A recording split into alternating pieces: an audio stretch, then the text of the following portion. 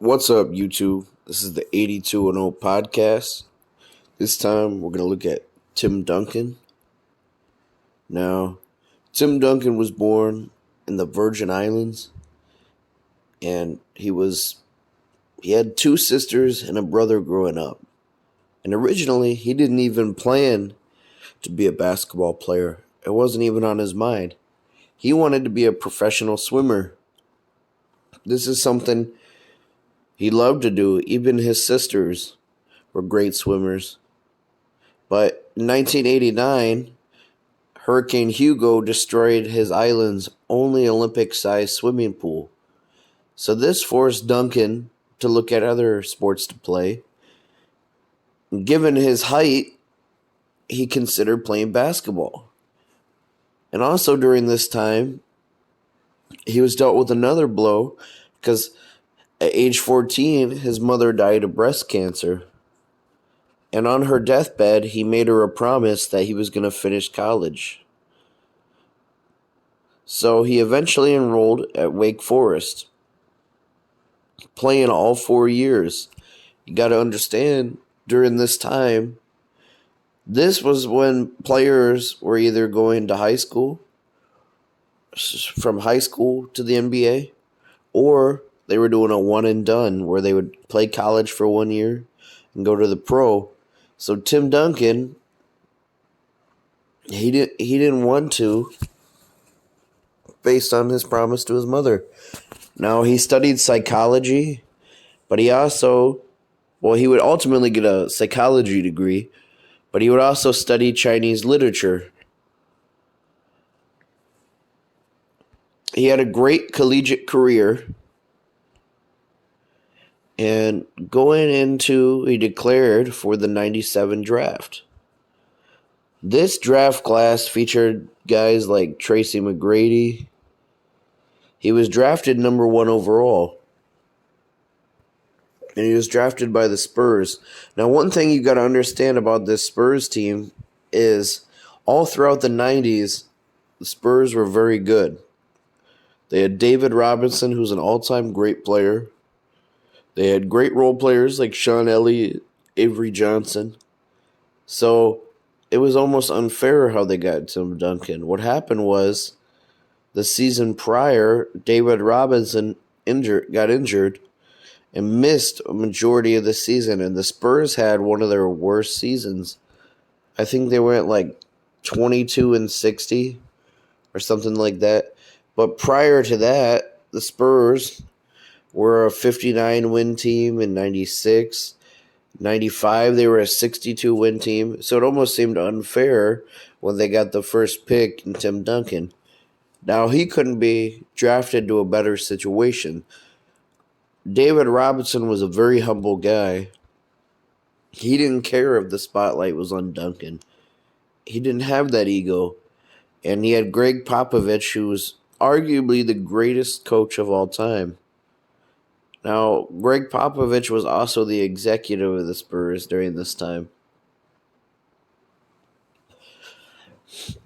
So going into that 97-98 season, his rookie year, they were labeled the Twin Towers because David Robinson was 7'1" and Tim Duncan was 6'11". They made it to the Western Conference semifinals, where they lost to the Utah Jazz in 5 games. Going into the 98-99 season, however, this was a lockout shortened season. They only played 50 games that year. And the Spurs, they went 37-13, the best record in the NBA. Now, this is their first big playoff run. They beat the Timberwolves in the first round with Kevin Garnett. The second round, they beat the Los Angeles Lakers with Shaq and Kobe. They won the Western Conference Finals against the Portland Trail Blazers. And in the finals, they defeated the New York Knicks in 5 games. Despite it being 5 games, these games were pretty close. That game 5, they won 78-77.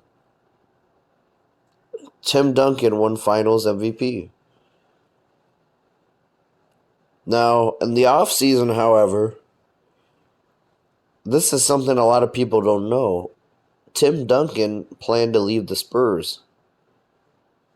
He planned to sign with the Orlando Magic, and they were going to build a team around Tracy McGrady, Grant Hill, and Tim Duncan.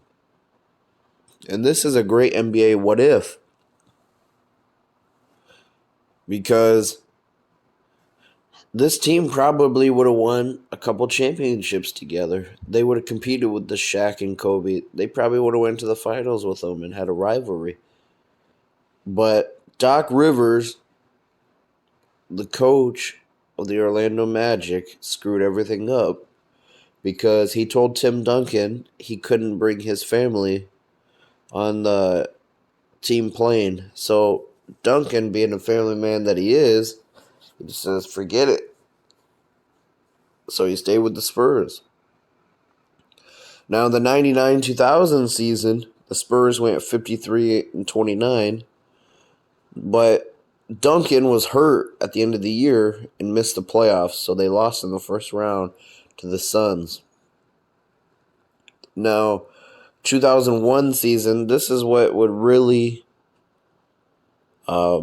increase the rivalry that they had going with the Lakers, because they lost in the Western Conference Finals to the Los Angeles Lakers, and they were swept despite going 58-24 that year. Now, the 01-02 season, they lost to the Lakers again in the semifinals, but this was Tim Duncan's first MVP year. He put up 25 points per game, 12 rebounds, 3 assists, and 2.5 blocks on elite 50% shooting. So this is when Duncan started becoming one of the best players in the league. Now, the following season, in the 2002-2003 season, the Spurs went 60-22. They defeated the Lakers in the semifinals. They defeated the Dallas Mavericks in the conference finals, and they defeated the New Jersey Nets in the NBA finals. So this would be Tim Duncan's second ring. But on top of that, this is David Robinson's final year. And this was the transition, because they had Tony Parker the year prior. That was his first year. This was Manu Ginobili's first year in the NBA. So this would start the transition of going from Tim Duncan, David Robinson into Tim Duncan, Ginobili, Tony Parker. But in that Game 6, the final game, Tim Duncan had one of the best games of his career. He had 21 points, 20 rebounds, 10 assists, and 8 blocks. And one thing to note, he officially had 8 blocks, but there were 2 blocks that weren't accounted for. So he officially had a quadruple-double in the finals. I think he got robbed there. But going into the 04 season,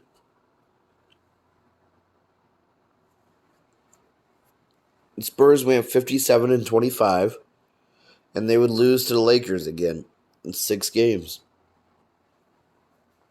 But going into 2005 season, the Spurs went 59-23, and they made it back to the finals. Now, like I said, this was when the role players on that Spurs team started stepping up. Tony Parker started becoming a star. Manu started showing what he would become. And they had Bruce Bowen, who's one of the best defensive players of that generation. And Tim Duncan was the leader of the pack. So they make it to the finals,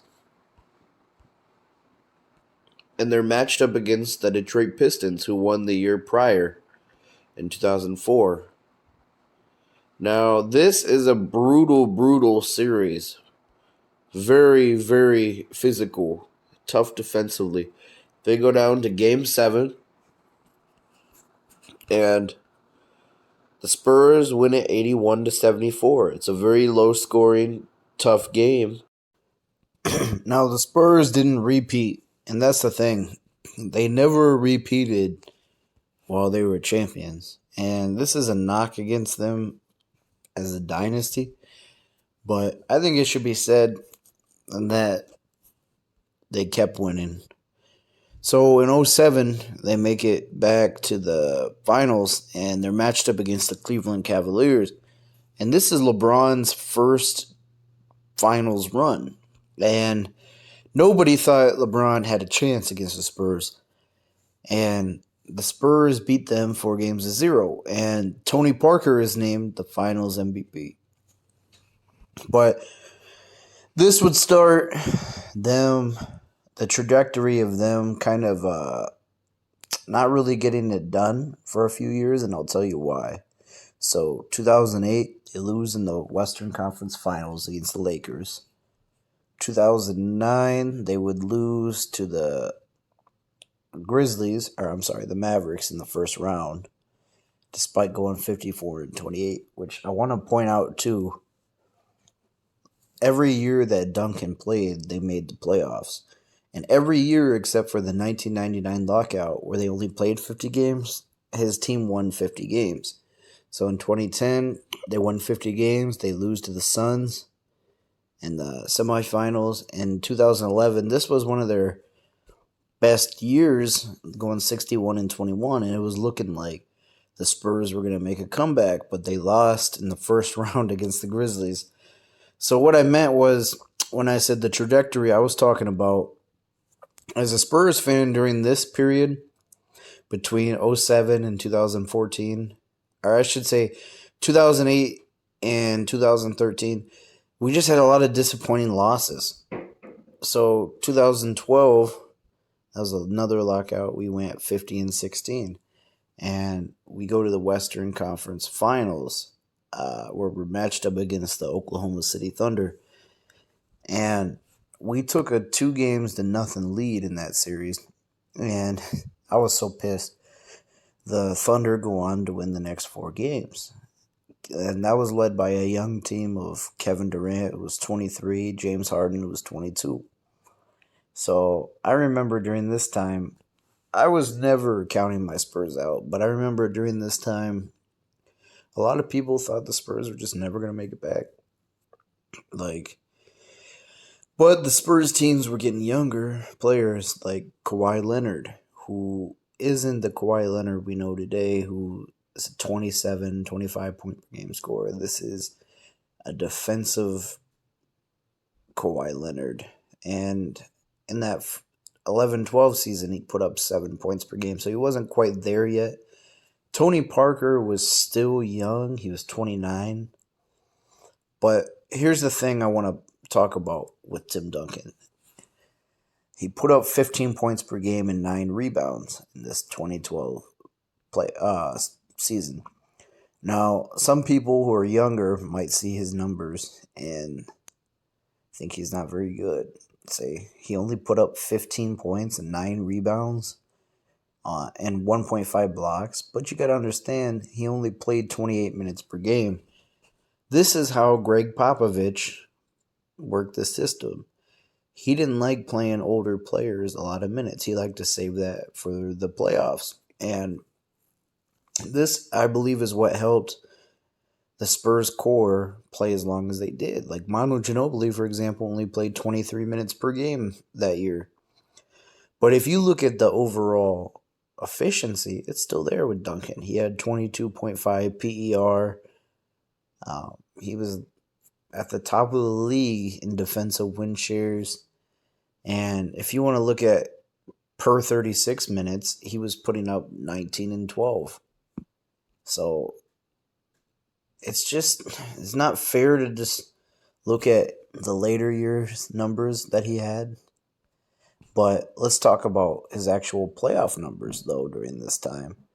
Because if you look at the season numbers, like I said, they don't pop out. But you go to the playoff numbers. Now, I'm pulling up playoff series near that time. He would put up, in the Western Conference Finals that year, he put up 21 points per game, 9 rebounds.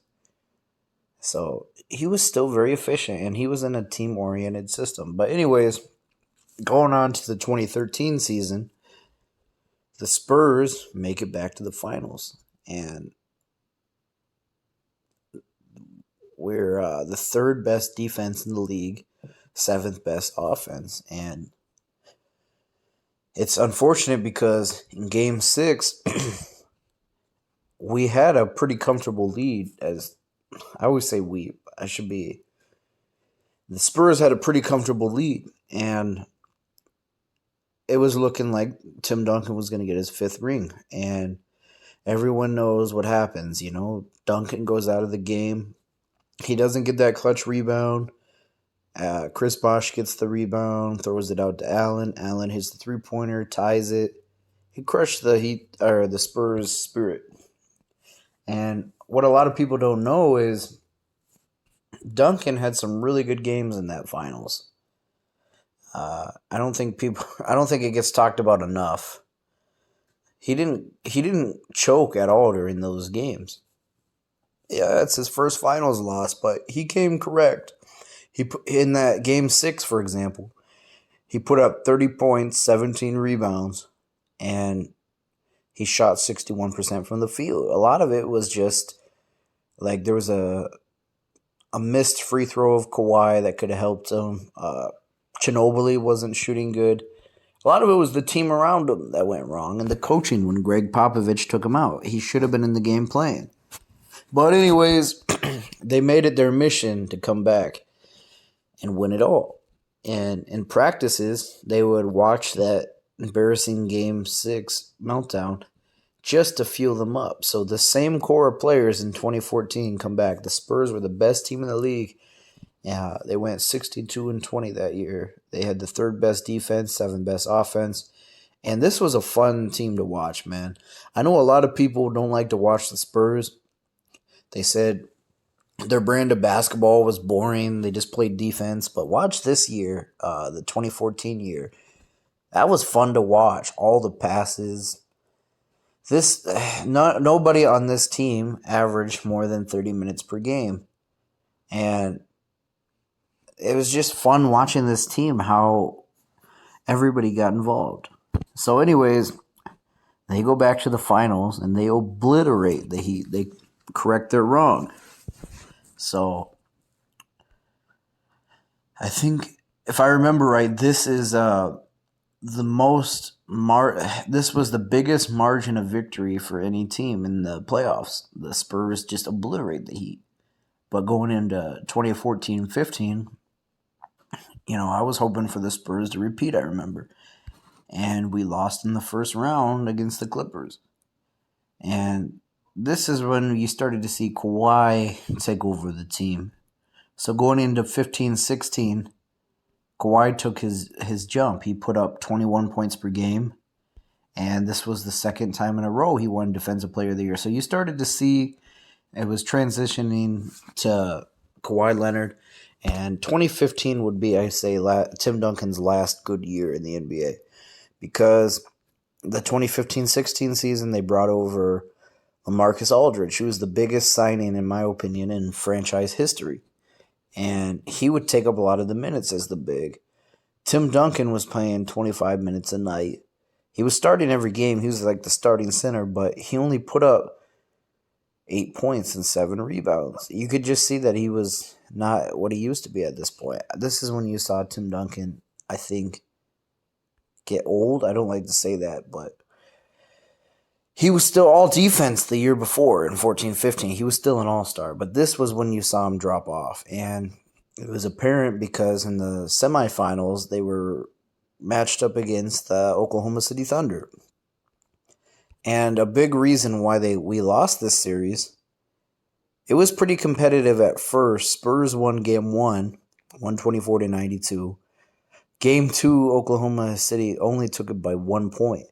And the Spurs won Game 3. So it was looking like, the Spurs could pull this off, but it didn't happen.